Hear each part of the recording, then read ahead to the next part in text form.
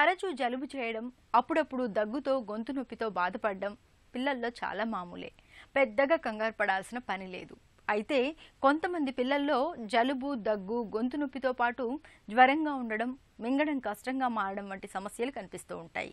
ఇందుకు చాలా వరకు గొంతు లోపల టాన్సిల్ల వాపే కారణంగా ఉంటుంది. బ్యాక్టీరియా, వైరస్ల కారణంగా వచ్చే టాన్సిల్ల వాపుకి ఎలాంటి చికిత్స అవసరమవుతుందో, సర్జరీ ఎప్పుడు చేస్తారో డాక్టర్ని అడిగి ఇప్పుడు తెలుసుకుందాం.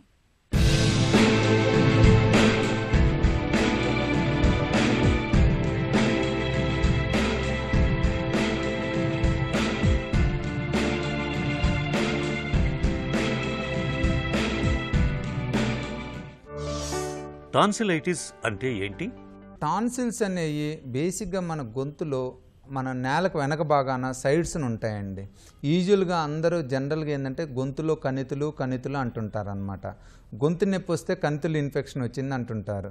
దాంతోపాటు కొంచెం మెడ వాసినప్పుడు కూడా టాన్సిల్ నుంచి వాసినాయండి, గొంతులో కణితులు వచ్చి వాసినాయండి అంటారనమాట. యూజువల్గా ఇదేంటంటే చాలా కామన్ టర్ము, చాలా ఓల్డ్ డిసీజు.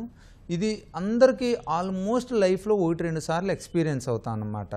దాన్ని ఐసోలేటెడ్ టాన్సిలైటిస్ అని అనుకోవచ్చు, టాన్సిల్లో ఫెరెంజైటిస్ అని అనుకోవచ్చు. ఇప్పుడు ఈ టాన్సిల్ ప్రాబ్లం చూసినట్టయితే మనకి సాధారణంగా టాన్సిల్స్ అంటే పిల్లల్లో వచ్చే ప్రాబ్లం అండి. యూజువల్గా పెద్దల్లో మనం చాలా రేర్గా చూస్తాం. యూజువల్గా టాన్సిల్ నుంచి అని అనుకోమన్నమాట.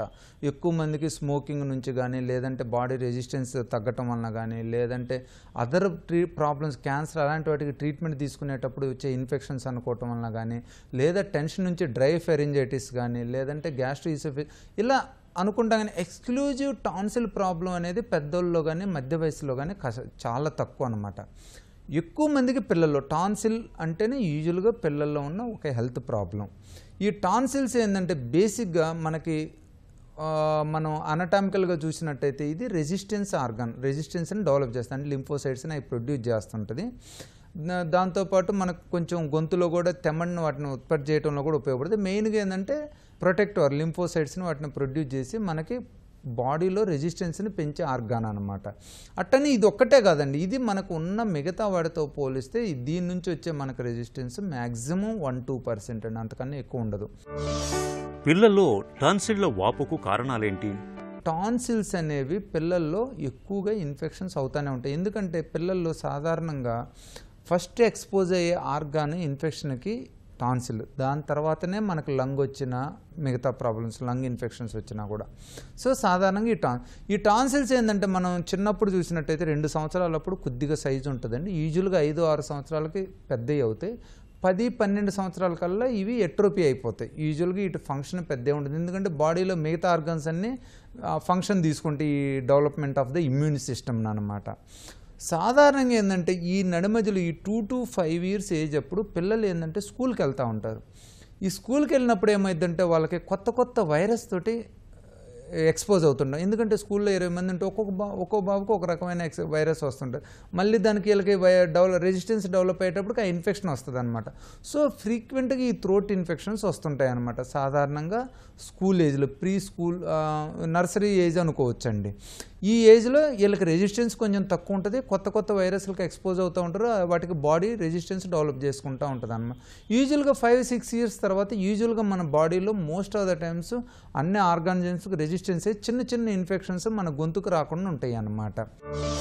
టాన్సిల్ల వాపుతో ఎలాంటి సమస్యలు ఎదురవుతాయి? కొంతమందికి ఏంటంటే టాన్సిల్స్ పెద్దగా ఉంటాయి, వాటి వల్ల పిల్లలకి ఏమి ఇబ్బంది ఉండదు. సో పెద్దగా ఉన్నా కూడా టాన్సిల్స్ పిల్లలకు 1 సంవత్సరానికి 1-2 సార్లు ఇన్ఫెక్షన్ వచ్చిందంటే వాళ్ళని టాన్సిల్ ఇన్ఫెక్షన్ కింద కన్సిడర్ చేయాల్సిన పనే లేదండి. ఇట్లా 1-2 సార్లు ఇన్ఫెక్షన్ వచ్చి మందులతో తగ్గుతా, బ్రీతింగ్ ప్రాబ్లం లేదు, నిద్రపోయేటప్పుడు గురక లేదు, ఫీవర్ లేదు, స్కూల్ యాబ్సెన్స్ లేదంటే ఆ టాన్సిల్స్ని మనం టచ్ చేయాల్సిన అవసరం లేదు. అవి కొంచెం సైజు ఎక్కువ ఉన్నా కూడా పట్టించుకోని అవసరం లేదండి. అలా కాకుండా రెండోది ఉంటుంది, టాన్సిల్ చాలా పెద్దగా ఉంటాయి, వాళ్ళకి 1-2 నెలలకి ఇన్ఫెక్షన్స్ వస్తూ ఉంటాయి, బ్రీతింగ్ ప్రాబ్లం ఉంటుంది, పాపం నిద్రపోలేరు, గురక ఎక్కువ వస్తుంటుంది. ఇలాంటి వాళ్ళల్లో మటుకు మనం ఈ టాన్సిల్స్తో పాటు ఒక్కోసారి ఎడినాయిడ్స్ కూడా ఉంటాయండి. టాన్సిల్లో ఎడినాయిడ్ హైపర్ట్రోఫీ అంటాం. వీళ్ళల్లో మోస్ట్ ఆఫ్ ద టైమ్స్ మనం ఆపరేషన్ చేయాల్సి వస్తుంది. వాళ్ళకి ఏంటంటే ఒకటి infection point of main breathing ప్రాబ్లమ్స్ని టేక్అవుట్ చేయడానికి అన్నమాట. మూడోదండి, టాన్సిల్స్ చిన్నగా ఉంటాయి, సంవత్సరానికి అంటే మోడరేట్ సైజు ఉంటాయి, సంవత్సరానికి 1-2 సార్లు ఇన్ఫెక్షన్, వాళ్ళని ఏం పట్టించుకోవాల్సిన అవసరం లేదండి. అలా కాకుండా టాన్సిల్ చిన్న సైజు ఉన్నా కూడా ఫ్రీక్వెంట్గా ఇన్ఫెక్షన్స్ వస్తున్నాయి. ఎగ్జామినేషన్ చేసినప్పుడు కూడా టాన్సిల్స్ ఎర్రగా ఉండి దాని మీద తెల్లటి ఈ పస్ పార్టికల్స్ లాంటివి ఫామ్ అవుతున్నట్టయితే వాళ్ళకి టాన్సిల్స్ తీయాల్సి వస్తుంది అనమాట. సో ఇక్కడ ఏంటంటే టాన్సిల్స్ పెద్దగా ఉండి ఇబ్బంది లేకపోతే మనం పట్టించుకోవాల్సిన అవసరం లేదండి. సైజు పెద్దగా ఉన్నా చిన్నగా ఉన్నా మనకు రెగ్యులర్గా దాని నుంచి ప్రాబ్లమ్స్ వస్తుంటే మటుకి ఆ టాన్సిల్స్ని ఫస్ట్ మెడిసిన్స్ ద్వారా ట్రై చేసి ప్రికాషన్స్ తీసుకుంటూ ఉండి తగ్గుతుంటే మనం ఏం పెద్ద పట్టించుకోని అవసరం లేదు. ఒకవేళ తగ్గకపోతే మటుకు వాటికి ఆపరేషన్ చేయటం మంచిదేనండి. పిల్లల్లో టాన్సిలైటిస్ను ఎప్పుడు పట్టించుకోవాలి?